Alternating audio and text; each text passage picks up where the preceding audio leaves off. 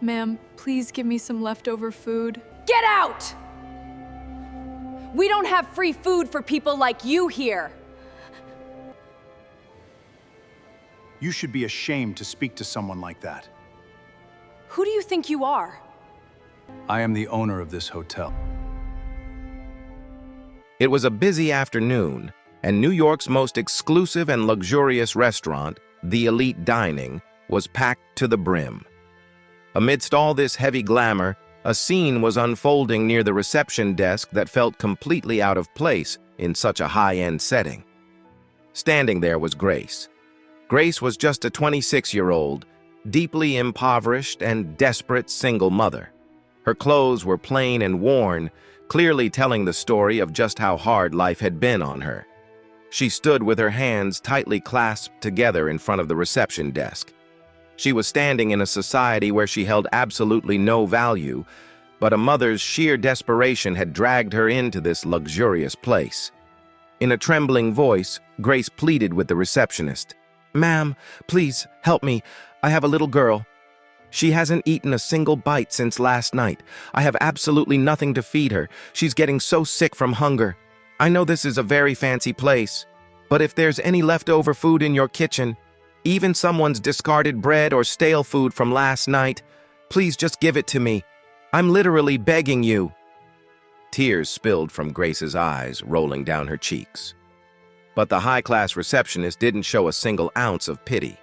She looked at Grace's clothes with deep disgust, wrinkled her nose, and said in a cold, robotic tone, "Excuse me, this isn't a charity house. It's our strict corporate policy that we cannot hand out our food to outsiders, especially people like you. You're making our VIP customers uncomfortable. Please get out of here right now before I call security." Grace's heart shattered. Her absolute last hope was gone. She started backing away, crying, having no idea how she was going to return to her starving little girl empty-handed. But just then, Clara, who was standing a short distance away, noticed Grace. Clara was a new and incredibly kind-hearted waitress at the restaurant. She herself came from a very humble, low-income background. She had known hunger, she had known poverty. So when she saw Grace sobbing and begging like that, Clara's heart ached to its core. Clara couldn't just stand there. She didn't think about her job or the strict rules for even a second. She immediately rushed back toward the staff break room in the kitchen. Sitting on the table was her own lunch, a fresh, hot, and delicious meal provided to her by the restaurant for her brutal 12-hour shift. Clara hadn't eaten anything since morning, but she felt that crying mother's pain way more than her own hunger. Without a second thought, she packed the food into a clean paper bag and sprinted back out to the reception area. Grace was just dragging her heavy feet toward the door when Clara placed a gentle hand on her shoulder from behind. She pressed the food-filled bag into Grace's trembling hands and said with a warm, beautiful smile, "Listen, take this. This isn't someone's leftovers or scraps. This is my own lunch that I get for my shift here. I haven't even touched it yet. Please take it. Your little girl must be starving. Go feed her with your own hands." The moment Grace felt the warmth of the food bag in her hands, a flood of tears burst from her eyes.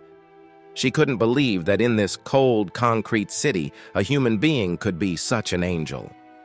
Sobbing, Grace kissed Clara's hands and said, "God bless you, my child. You didn't just give us a meal today, you saved my baby's life. I will never forget this favor for as long as I live." A peaceful smile spread across Clara's face. But that peace was only meant to last for a few seconds. Suddenly, the sharp, terrifying click-clack of high heels echoed aggressively across the restaurant's expensive Italian marble floor. Hearing that sound, the entire staff held their breath. It was Miranda. Miranda was the general manager of the entire restaurant. She was an incredibly arrogant, cruel, and ego-driven woman. Right now, her face was twisted in such sheer, terrifying rage, it looked like she was ready to murder someone. From a distance, Miranda had spotted Clara talking to that beggar woman, Grace, and handing over restaurant food. Miranda's massive ego simply couldn't tolerate the idea of a poor person even stepping foot inside her elite establishment. She stormed over like a hurricane. Pure disgust was plastered all over her face. Without uttering a single word, Miranda violently swiped at Grace's hands, ruthlessly snatching the food bag away. Grace stumbled back, barely catching herself from hitting the floor. Miranda then slammed the bag of clean, fresh food onto the ground with all her might, spilling the meal all over the restaurant floor. The entire restaurant went dead silent. Diners stopped eating, everyone turning their heads to watch the drama unfold. Miranda's eyes were filled with bloodlust. She whipped around to face Clara. Pointing her manicured finger barely an inch from Clara's face, her voice boomed through the restaurant like a roaring lioness. "How dare you, Clara!" Miranda shrieked. "Did you forget your place in here? Do you get paid to wipe tables and pick up dirty dishes or to hand out charity to this street trash? Where did this food come from, huh? Just handing out meals to everyone. What did you think this was, an orphanage?" Clara was trembling violently from fear. Clasping her hands together, she cried, "Ma'am, please listen to me. I didn't steal any food from the restaurant. That was my own lunch, ma'am. The meal I'm provided for my shift, I only gave that to her starving little girl. It didn't cost us anything." "Shut up!" Miranda barked so loudly that Clara's voice caught in her throat. Miranda's God complex was now off the charts. "Keep your filthy mouth shut!" Miranda spat venomously. "I didn't hire a 2-cent uneducated waitress like you to come in here and drag down my restaurant's elite standards. If this beggar woman wants food, tell her to go outside on the streets and beg. But how did you even let these dirty, smelly people step foot inside my doors? You low-class trash always forget your real place, don't you? Today you had the absolute audacity to look me in the eye and talk back, Clara. Well, now I'm going to show you exactly where you belong. You are fired. Get out of my restaurant." A pin-drop silence fell over the restaurant. After Miranda's toxic outburst, you couldn't even hear a single customer breathe. Grace was silently shedding tears, staring at the ruined food scattered on the floor, while Clara stood with her head bowed, crushed under the weight of the humiliation. A wicked, arrogant smirk crept onto Miranda's face, acting as if she had just put on the ultimate display of her power. But Miranda had absolutely no idea that a man sitting in the restaurant's most expensive private VIP corner had been silently watching this entire circus unfold for the past 10 minutes. It was Julian Vance. A stunningly handsome, quiet, yet terrifyingly powerful 28-year-old. Julian was the sole heir and current CEO of Vance Corporation, one of the largest real estate and tech empires in New York. His father had built this empire from scratch, and Julian had learned only one thing from him, that a person's true worth isn't determined by their bank balance, but by their character. Julian was just here to grab a peaceful cup of coffee after wrapping up a crucial board meeting. Julian calmly placed his crystal glass down on the table.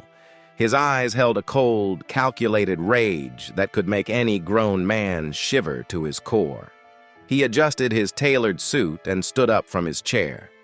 The moment Julian stood up, some of the high-profile diners immediately recognized him.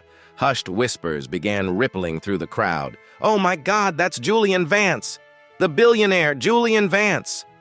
Julian cut right through the crowd and walked straight up to where Miranda was standing, chest puffed out. As soon as Miranda turned around, her expression completely shifted in a split second. She was a highly cunning woman. Seeing the $1 million Rolex wrapped around Julian's wrist and the immaculate cut of his suit, she instantly knew she was looking at someone wildly rich and important. All the venom on her face vanished, instantly replaced by a sickeningly sweet fake smile. "Oh, I am so sorry, sir," Miranda purred, making her voice sound hyper-professional and dripping with flattery. "Please forgive me if this little drama disturbed you. We just had some street trash wander in, and this idiotic waitress was ruining our elite restaurant standards. But don't you worry, sir. I've already taken out the trash. Please, head back to your table. I'll send over our finest bottle of wine right away. On the house. Julian stood completely still, absorbing her words. He slid his hands into his pockets, looked dead into Miranda's eyes, and said in a chillingly deep voice, "Trash? The way I see it, there's only one piece of trash in this entire restaurant, Miranda, and she is standing right in front of my eyes." Miranda's fake smile froze on her face. She couldn't believe her ears. Excuse me, sir. I think there's a misunderstanding." Julian cut her off cold. His voice was now echoing through the room, not because he was yelling, but because his sheer presence commanded it. "No, you don't understand. I've been watching you for the last 10 minutes. This girl," Julian pointed at Clara, "didn't break a single rule. She didn't steal any food. She took her own portion, food that rightfully belonged to her, and gave it away to save a starving child's life. And you were so blinded by your hollow ego and your pathetic obsession with standards that you threw that food on the ground?" Julian took a step closer. Miranda instinctively took a step back in sheer panic. Julian's aura was so heavily intimidating that Miranda was now struggling just to keep her balance. "You call a single mother a beggar?" Julian said, glancing at Grace on the floor. "This woman, who is risking her own dignity just to feed her child, is worthy of 1,000,000 times more respect than the hollow existence of this entire restaurant. And this waitress, who showed true humanity without caring about her own hunger, you fired her, just so you could flex your pathetic 2-cent power?" Miranda was now in full-blown panic mode. Her entire body was drenched in a cold sweat. Stuttering, she stammered, Sir, please, you have to understand. It's my job. I am the general manager here. I was just enforcing the rules. You have no right to just... Right?" A terrifying, deeply satisfying smirk crossed Julian's face. "I don't think you have any idea who you're talking to." Julian pulled a sleek black platinum card from his pocket, the kind held only by the top 1% of the elite. He flashed it right in front of Miranda's face. "My name is Julian Vance, CEO of Vance Corporation, the company that owns this entire building, the 3 blocks surrounding it, and the very franchise that signs your paycheck every single month." Hearing that name, the ground completely fell out from under Miranda. All the color drained from her face, as if someone had sucked all the blood from her body. In New York City, the name Julian Vance was practically treated like a god. Miranda instantly realized she had just blindly shoved her hand into a lion's mouth. Mr. Vance..." Miranda's voice shook violently. "But please forgive me. I had absolutely no idea that you were..." "Shut up!" Julian's voice had morphed into an absolute roar. "Did you really think you could just crush a helpless waitress and a desperate mother to make yourself feel big? Did you really think nobody was ever going to shatter that ego of yours?" Julian completely ignored her, extending his hand down to Grace, who was still on the floor. Trembling, Grace took it, and Julian pulled her up to her feet with the utmost respect. He then called out to the restaurant's head chef, who was standing frozen in fear by the kitchen doors. "Chef, box up the absolute best, most premium meals this restaurant has to offer right now. It's on me. And pull my personal car around to drive Grace safely back to her home," Julian commanded. Miranda, who just minutes ago believed she was the most powerful, superior woman in the world, was now drenched in sweat, trembling like a defeated, terrified coward in front of Julian. "Mr. Vance? Please," Miranda begged. "I have given 5 years of my life to this company, to this restaurant, sir. I've worked day and night to maintain our elite standards. I just made one tiny mistake. I swear to you I will never treat a poor person like..." "I said be quiet, Miranda," Julian snapped. "You haven't given 5 years to this company. You've used this company's name to feed your own twisted complexes and inflate your massive ego. Elite standards?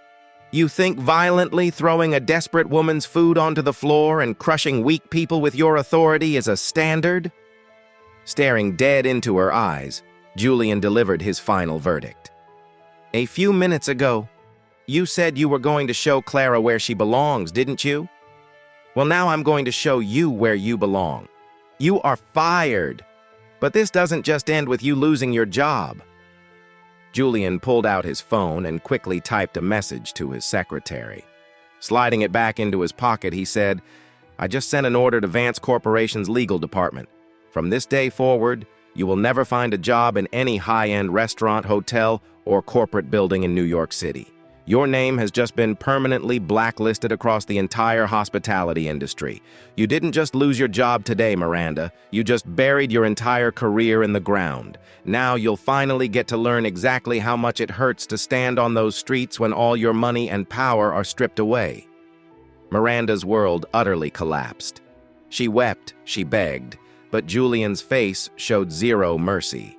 He simply motioned to the restaurant security.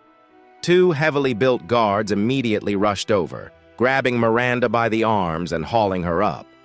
All the ultra-rich, high-class diners in the room, the very people Miranda had crossed every line to impress, were now staring at her with pure, unfiltered disgust.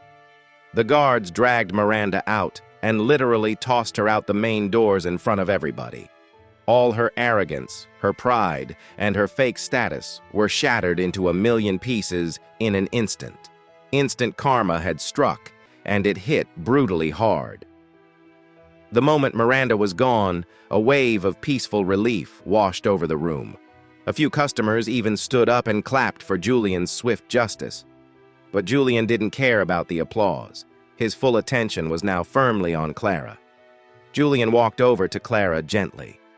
You have absolutely nothing to be afraid of, Clara, he said in a remarkably calm, soothing voice. You know, at Vance Corporation, I can drop millions of dollars to hire people with the best degrees and the sharpest minds in the world.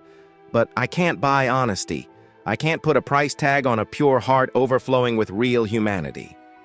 Staring deep into Clara's eyes, Julian made an offer that made everyone in the room hold their breath all over again. Miranda got exactly what she deserved for abusing her power. But to run this place, I am now in need of a new general manager, someone who actually understands what it truly means to serve, a leader who carries humanity in her heart, not toxic arrogance. Julian extended his hand toward her. Clara, how would you like to be the new general manager of this restaurant?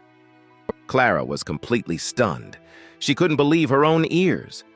Stuttering, she replied, Sir, me? But I'm just a waitress. I don't have a fancy management degree. I don't have any experience. How could I possibly take on such a massive role? Julian smiled and gently cut her off. Degrees and experience can be picked up along the way, Clara, but the sheer humanity you showed today, sacrificing your own hunger for a starving child, that stands far above any college degree. I want people exactly like you running my companies. From today onward, this restaurant is yours. A fresh flood of happy tears poured from Clara's eyes. With trembling hands, she shook Julian's hand, accepting the offer. Right on cue, the head chef came jogging out from the kitchen doors carrying large takeout bags stuffed with the restaurant's most expensive, freshly prepared gourmet food. Julian took the bags himself and handed them to Grace. Pulling a sleek business card from his jacket, he told her, Grace, go feed this to your little girl, and tomorrow morning, show up at the address on this card. There is a solid, well-paying job waiting for you at my company's foundation. From this day forward, you and your daughter will never have to beg from anyone ever again. Grace looked at Julian and Clara as if they were literal angels sent from heaven. Weeping uncontrollably, she showered them with endless blessings before happily heading home to her child. Time flew by. Clara transformed the place into New York's absolute best and most beloved restaurant. Her compassionate management style completely doubled their profit margins. But the most beautiful part was that Julian started dropping by the restaurant all the time. At first, it was just under the excuse of checking on business, but slowly, Clara's sweet simplicity, her pure honesty, and her gorgeous smile completely stole the billionaire CEO's heart. What started out as a dynamic between a boss and an employee naturally blossomed into a deep friendship, and eventually a breathtaking romance. And the story culminated on an absolutely beautiful day, surrounded by the chiming bells of a grand New York church. Clara, who used to be a broke, helpless waitress in this very city, looked like the most stunning bride in the world, glowing in a gorgeous white bridal gown. Waiting for her at the altar was Julian, his eyes brimming with endless love for her. Sitting right in the front row among the VIP guests was Grace, who was now living a wonderful, stable life. And walking down the aisle, happily tossing petals as the flower girl, was her once starving little girl. Julian and Clara held hands, exchanged their vows, and united before the world. This wasn't just a wedding. It was the ultimate proof that when a person's intentions are pure and they carry empathy for others, karma will reward them with a life far beyond their wildest dreams.